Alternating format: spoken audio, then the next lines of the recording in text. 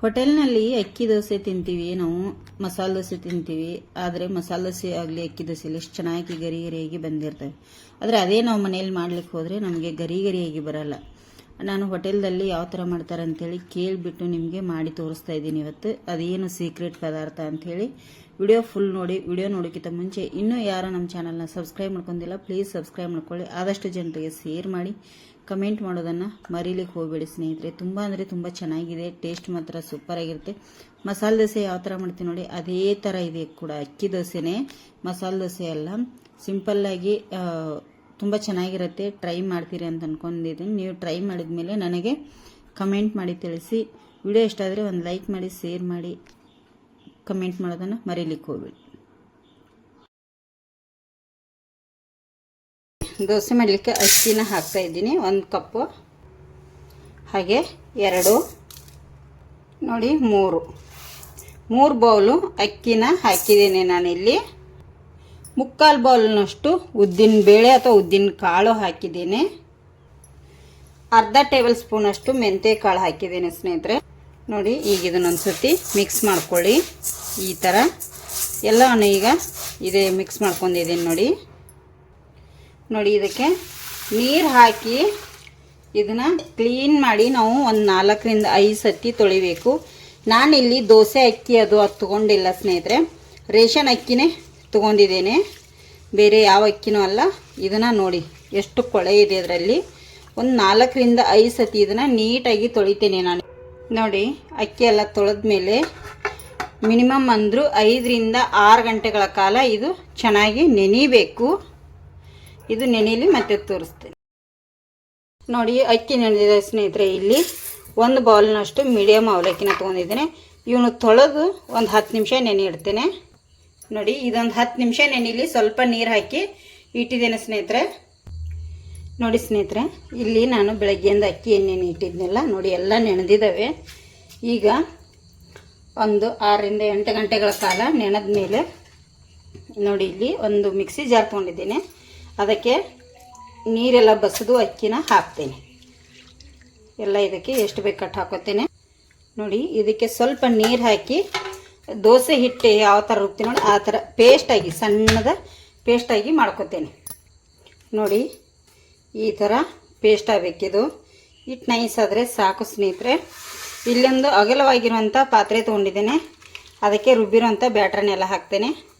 ಇದೇ ಥರ ಉಳಿದಿರೋಂಥ ಅಕ್ಕಿ ಎಲ್ಲ ರುಬ್ಕೋತೇನೆ ನೋಡಿ. ಇಲ್ಲಿ ಅಕ್ಕಿ ಒಟ್ಟಿಗೆ ಅವಲಕ್ಕಿ ಕೂಡ ನೆನೆದಿದ್ದೆ ಸ್ನೇಹಿತರೆ. ಈಗ ಅವಲಕ್ಕಿ ಕೂಡ ಇದರೊಟ್ಟಿಗೆ ಸೇರಿಸಿಬಿಡ್ತೇನೆ. ಇದರೊಟ್ಟಿಗೆ ಎಲ್ಲ ಕೂಡ ಈಗ ರುಬ್ತೇನೆ ನೋಡಿ. ಇದಕ್ಕೂ ಸ್ವಲ್ಪ ನೀರು ಹಾಕಿ ಈಗ ಪೇಸ್ಟ್ ಮಾಡ್ಕೊಂಡ್ಬಿಡ್ತೇನೆ ಸ್ನೇಹಿತರೆ. ಇದನ್ನು ಕೂಡ ಎಲ್ಲ ನೋಡಿ ಸ್ನೇಹಿತರೆ. ಇಲ್ಲಿ ಏನು ನಾನು ಅವಲಕ್ಕಿ ಎಲ್ಲ ಹಾಕಿದ್ನಲ್ಲ ಅದನ್ನು ನೋಡಿ, ಈಗ ಎಲ್ಲವನ್ನು ಈ ಥರ ಮಿಕ್ಸ್ ಮಾಡ್ಕೋಬೇಕಾಗತ್ತೆ. ಈಗ ನೋಡಿ, ಈಗ ದೋಸೆ ಹಿಟ್ಟೆಲ್ಲ ಮಿಕ್ಸ್ ಆದಮೇಲೆ ಇದಕ್ಕೆ ಉಪ್ಪನ್ನು ಕೂಡ ನಾನು ಈಗಲೇ ಹಾಕ್ತಾ ಇದ್ದೀನಿ. ನೈಟ ಹಾಕಿ ಇಡ್ತೇನೆ ಉಪ್ಪು. ನಿಮಗೆ ಈಗ ಹಾಕಿಟ್ರೆ ಚೆನ್ನಾಗಿರುತ್ತೆ ಉಪ್ಪು ನೋಡಿ. ಈ ಥರ ಉಪ್ಪು ಹಾಕಿದ ಮೇಲೆ ಮಿಕ್ಸ್ ಮಾಡ್ಕೊಳ್ಳಿ ನೋಡಿ. ಈ ಥರ ಎಲ್ಲ ಇಷ್ಟಿದ್ರೆ ಸಾಕು ನಮಗೆ ದೋಸೆ ಹಿಟ್ಟು ಬ್ಯಾಟ್ರನ್ನು ನೋಡಿ.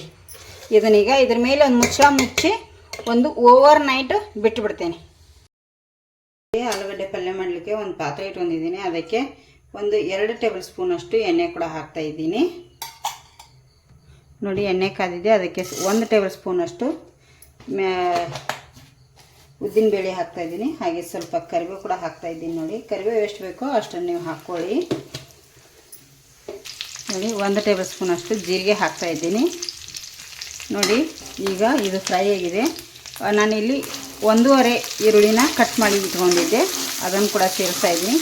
ಈ ಥರ ಉದ್ದವಾಗಿ ಕಟ್ ಮಾಡಿ ಹಾಕಿ ಚೆನ್ನಾಗಿರುತ್ತೆ ದೋಸೆ ಆಲೂಗಡ್ಡೆಗೆ ನೋಡಿ. ಆಲೂಗಡ್ಡೆ ಚೆನ್ನಾಗಿ ಫ್ರೈ ಆಗಿದೆ. ಅದಕ್ಕೆ ನಾನು ಕಾಯಿ ಮೆಣಸು ಮಿಕ್ಸಿ ಮಾಡಿ ಎತ್ತಿಟ್ಟಿದ್ದೆ, ಅದನ್ನು ಕೂಡ ಹಾಕ್ತಾಯಿದ್ದೀನಿ ನೋಡಿ. ಅದನ್ನು ಕೂಡ ಚೆನ್ನಾಗಿ ಮಿಕ್ಸ್ ಮಾಡ್ಕೊಳ್ಳಿ ಈ ಥರ ನೋಡಿ. ಈಗ ಇದಕ್ಕೆ ನಾನು ರುಚಿಗೆ ತಕ್ಕಷ್ಟು ಉಪ್ಪನ್ನು ಕೂಡ ಸೇರಿಸ್ತೇನೆ. ಉಪ್ಪು ನಿಮಗೆ ನೋಡಿಕೊಂಡು ಹಾಕ್ಕೊಳ್ಳಿ ನೋಡಿ. ರುಚಿಗೆ ಎಷ್ಟು ಬೇಕೋ ಅಷ್ಟು ಉಪ್ಪು. ಇದನ್ನೀಗ ಮಿಕ್ಸ್ ಮಾಡ್ಕೋತೇನೆ ಚೆನ್ನಾಗಿ ನೋಡಿ. ಕಾಯಿ ಮೆಣಸು ಕೂಡ ಹಸಿದ ರುಬ್ಬಿರೋದ್ರಿಂದ ಸ್ವಲ್ಪ ಸ್ಮೆಲ್ ಎಲ್ಲ ಹೋಗಬೇಕು. ಖಾರ ಕೂಡ ಕಮ್ಮಿ ಆಗುತ್ತೆ. ಖಾರ ಏನಾದರೂ ಜಾಸ್ತಿ ಇದ್ದರೆ ಎಣ್ಣೆಲಿ ಈ ಥರ ನಾವು ಫ್ರೈ ಮಾಡೋದ್ರಿಂದ ಸ್ವಲ್ಪ ಖಾರ ಕಮ್ಮಿ ಆಗುತ್ತೆ. ಹಾಗೆ ಅರಿಶಿನ ಹುಡಿ ಕೂಡ ಹಾಕ್ತಾಯಿದ್ದೀನಿ, ಒಂದು 1/4 ಟೀ ಸ್ಪೂನಷ್ಟು. ನೋಡಿ, ಇದನ್ನು ಕೂಡ ನಾನೀಗ ಮಿಕ್ಸ್ ಮಾಡ್ಕೋತೇನೆ. ತುಂಬ ಈಸಿ ಆಲೂಗಡ್ಡೆ ಪದಾರ್ಥ ಮಾಡೋದು. ಮಸಾಲೆ ದೋಸೆಗೆ ಆಯಿತು, ಇದಕ್ಕಾಯಿತು, ತುಂಬ ಚೆನ್ನಾಗಿರುತ್ತೆ ಇದು. ಮಸಾಲೆ ದೋಸೆ ಕೂಡ ಹೀಗೆ ನೋಡಿ. ಇಲ್ಲಿ ನಾನು ಆಲೂಗಡ್ಡೆ 1-2 ಆಲೂಗಡ್ಡೆ ಬೇಯಿಸಿ ಎತ್ತಿ ಸಿಪ್ಪೆ ತೆಗೆದು ಈ ಥರ ಪುಡಿ ಮಾಡಿ ಎತ್ತಿಟ್ಟಿದ್ದೆ. ನೋಡಿ, ಇದನ್ನೀಗ ಮಿಕ್ಸ್ ಮಾಡ್ತೇನೆ. ಎಲ್ಲ ಹೊಂದೋ ರೀತಿ ನಾವು ಮಿಕ್ಸ್ ಮಾಡಬೇಕಾಗತ್ತೆ.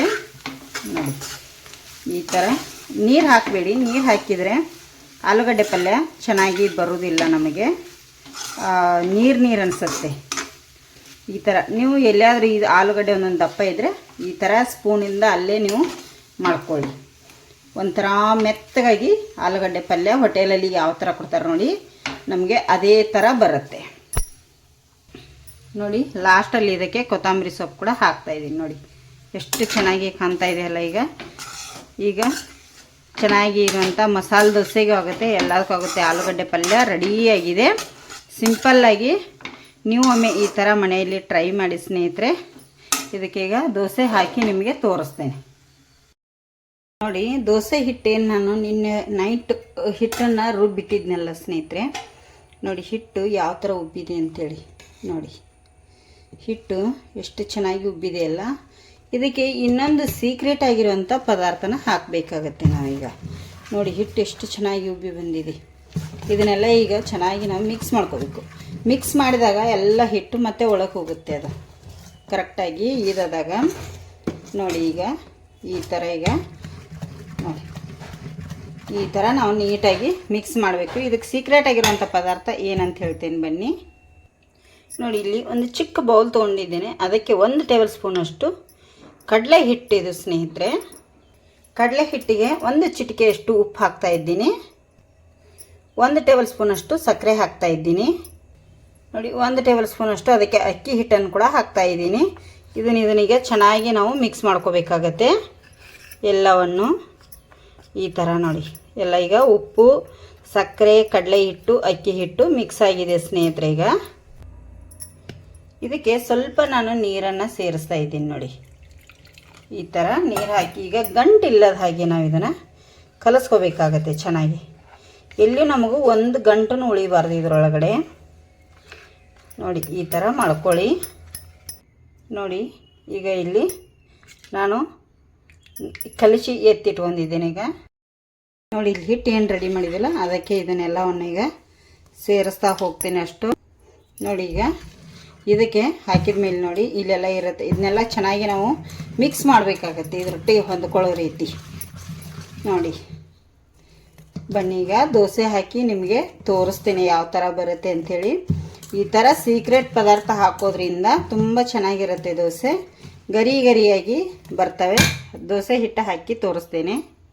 ನೋಡಿ, ಇಲ್ಲಿ ದೋಸೆ ಹಂಚು ಕಾದಿದೆ ಸ್ನೇಹಿತರೆ. ನಾನೇನು ಹಿಟ್ಟಿಲ್ಲಿ ದೋಸೆ ಹಿಟ್ಟನ್ನು ರೆಡಿ ಮಾಡಿದ್ನೆಲ್ಲ ಅದನ್ನು ಹಾಕಿ ನಿಮಗೆ ತೋರಿಸ್ತೇನೆ. ನೋಡಿ, ಇಲ್ಲಿ ನೋಡಿ ಈ ಥರ ಎಷ್ಟು ತೆಳುವಾಗಿ ಬರುತ್ತೆ ನಿಮಗೆ ಅಷ್ಟು ತೆಳುವಾಗಿ ಹಾಕೊಳ್ಳಿ ದೋಸೆನ. ನೋಡಿ, ಹಿಟ್ಟು ನಾವು ಸೀಕ್ರೆಟಿನ ಪದಾರ್ಥ ಹಾಕಿದ್ದೇವಲ್ಲ ಅದರಿಂದ ತುಂಬ ಚೆನ್ನಾಗಿ ಬರುತ್ತೆ. ನೋಡಿ, ಈಗ ಇದಕ್ಕೆ ನೀವು ಮೇಲ್ಗಡೆಯಿಂದ ತುಪ್ಪ ಆದ್ರೂ ಹಾಕ್ಕೊಳ್ಳಿ, ಎಣ್ಣೆ ಆದ್ರೂ ಹಾಕ್ಕೊಳ್ಳಿ. ನಾನಿಲ್ಲಿ ಸ್ವಲ್ಪ ಎಣ್ಣೆ ಕೂಡ ಹಾಕಿ ನಿಮಗೆ ತೋರಿಸ್ತಾ ಇದ್ದೀನಿ. ಇದು ಈಗ ಚೆನ್ನಾಗಿ ಬೇಯಬೇಕು. ನೋಡಿ, ಇಲ್ಲಿ ದೋಸೆ ತಾನಾಗಿ ಹಂಚಿಬಿಟ್ಟು ಬರ್ತಾಯಿದೆ ಸ್ನೇಹಿತರೆ. ಅದು ಎಷ್ಟು ಚೆನ್ನಾಗಿ ನೋಡಿ ಒಂದು ಚೂರು ಎಲ್ಲಿ ಅಂಟ್ತಾ ಇಲ್ಲ, ಏನೂ ಇಲ್ಲ. ಈ ಥರ ತಗೊಂಡ್ಬಿಡಿ. ನೋಡಿ, ಈಗ ನಮಗೆ ಯಾವ ಥರ ಬೇಕು ನೋಡಿ ಆ ಥರ ಸುತ್ತಕೊಳ್ಳಿ. ನೋಡಿ, ಎಷ್ಟು ಚೆನ್ನಾಗಿ ಕಲರ್ಫುಲ್ಲಾಗಿ ಬರ್ತಾಯಿದೆಯಲ್ಲ.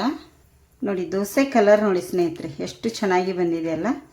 ಇದೇ ಥರ ನಾನು ನಿಮಗೆ ದೋಸೆಗಳನ್ನು ಮಾಡಿ ತೋರಿಸ್ತೇನೆ. ಯಾಕಂದರೆ ಸೀಕ್ರೆಟ್ ನಾವೇನು ಪದಾರ್ಥ ಹಾಕಿದ್ದು ನೋಡಿ ಅದರಿಂದನೇ ಇದು ಇಷ್ಟು ಚೆನ್ನಾಗಿ ಕಲರಾಗಿ ಬಂದಿರೋದು.